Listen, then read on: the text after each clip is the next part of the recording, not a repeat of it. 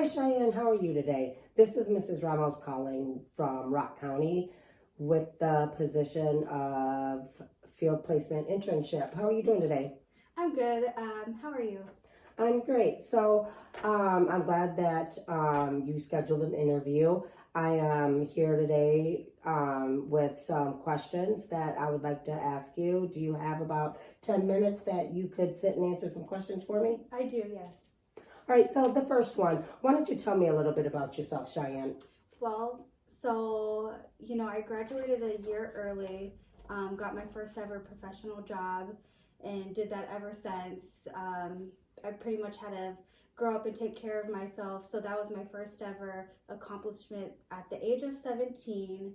Ever since, I've just been working with kids and, just exploring different varieties of jobs that I can do. And I just found out this would be, something that suits my interest because I am going to school for service work, So I feel like this would be a big part of my journey into that.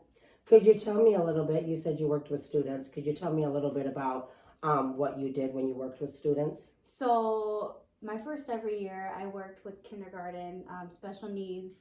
So it's just a big group of kids. They all had different needs like autistic, behavior issues. And then as the years go on, I became a one-on-one. My first year as a one-on-one, I worked with a fifth grader who was autistic and had behavioral issues. And then just last year, I worked with a kindergartner who was autistic and had severe behavior issues. So with that, I would just make sure that they weren't hurting anybody or themselves, and just make sure that they were on track. And how would you go about doing that? Him not hurting himself or anybody else? I figured out his tics and his triggers. So whenever he was getting frustrated, he had headphones. So I would put his headphones on or maybe take him for a walk. If that didn't work, and he did get physical, we would always go to a separate room and just make sure he's calmed down, and that would take about like 20 to 30 minutes, and then he'd be set for the day. And this usually worked all the time? Yes, it was an everyday thing. It took him a while to get used to, but he finally, as soon as the end of the year hit, he finally became aware of his surroundings, and he didn't snap very easy as he used to. Was there any certain thing that set him off? It was another that you noticed? Yeah, it was another student. It was either if somebody was crying, but there was just one particular student in the classroom. They would just give each other looks, and he would just pounce and go right for him. And what would you do to keep him away from that other student? So I was able to hold him. Like, I hugged him. I didn't really care what happened to me as long as he wasn't hitting anybody else. So I would just hold him, but the other student would also attack. So the teacher I worked with would hold him as well. But for mine, since I was his para and he was on a plan, I had to escort him out the room, and he was in a quiet setting. Okay, so you said that you were his para daily. He was on a plan of assistance. Did you yourself get any training to help him when he was struggling? Or you said being physical. Did you get any training to help you protect yourself and him during his violent episodes? I wouldn't say I got physical training. I did do a lot of like online training in regards to special needs kids, but it wasn't like physical hand-on-hand training. I think with that, the reason why is because I've done this for so long. I kind of just already knew what to do, and they knew that prior to hiring me. So you worked with students that had behavioral issues before this little guy? Yes. All right. So tell me, why did you apply for this position? I love working with children and being able to help with being able to help families with situations. Growing up, I always thought my calling was working with children, so that's hence why I wanted to working in a school, but figured out that I would like to work all around with family and their children, just to figure out, type of situations, and knowing that this position, is with families and children, suit my interest. All right, so tell me what you know about our agency. This agency is particular for like child abuse, neglect, treatment plans. There's treatment plans that you guys offer.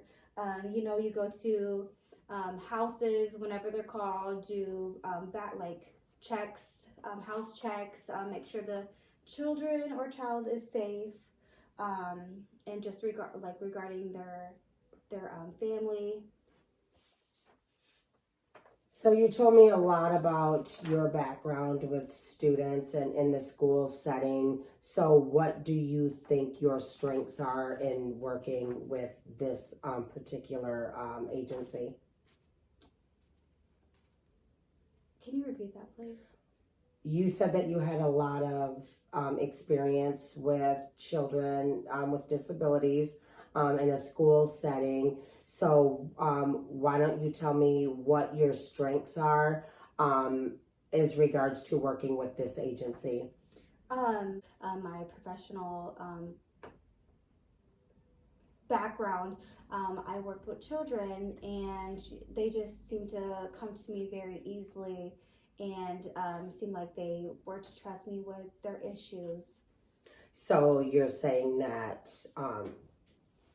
working in the school setting, children would come and they wouldn't have a problem conversating with you when they had needs? That's correct. And most of the time, some of those issues were, things that I could not keep a secret. So I would always, go and talk to the school social worker, and then they would, get involved from what I was told from the student.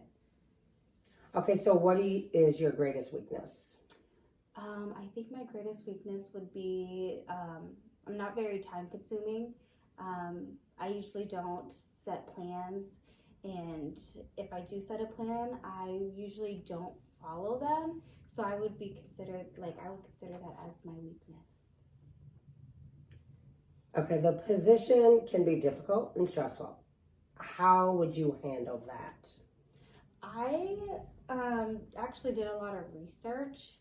I know that most agencies have like mental health days, or I can get counseling. I heard that was also very good to have in this type of field. And I would also just take maybe like 5 to 10 minutes to myself and just breathe, and just quiet my head from what the day has to bring. Okay, what motivates you?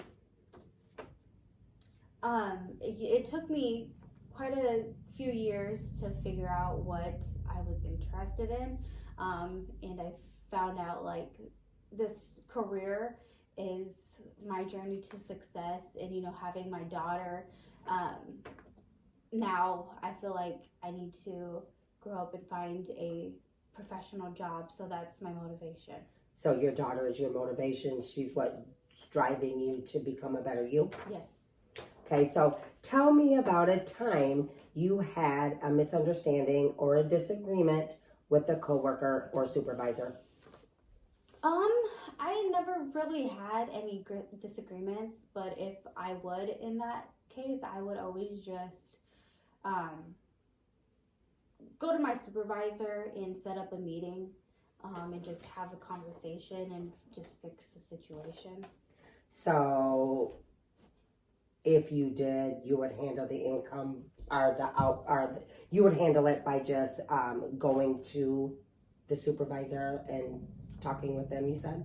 I feel like that would be an easier way, instead of talking one-on-one, because sometimes that can just lead to more situations, because sometimes somebody says something and they mean something else than what you thought they said. So I figured it would just be easier with an extra set of ears to hear our conversation. Okay, so what do you think makes you a good fit for our company or for our agency? I'm a good listener. Kids come to me for any type of advice or any needs. I love working with families, and I am, yeah. All right, so do you have any questions for me? I do. This is just not for the job itself, but is there an emergency line where anyone can call to help? Yes, there is. Okay. That was just my only question. I was just curious on how families can get a hold of somebody after hours. Okay, and at this point, I'd like to invite you to interview in person with our agency. What days do you think that you might be available next week? I'm available Monday through Friday before 2 o'clock. All right, thank you so much, Cheyenne. I appreciate talking with you. All right, thank you. All right, bye.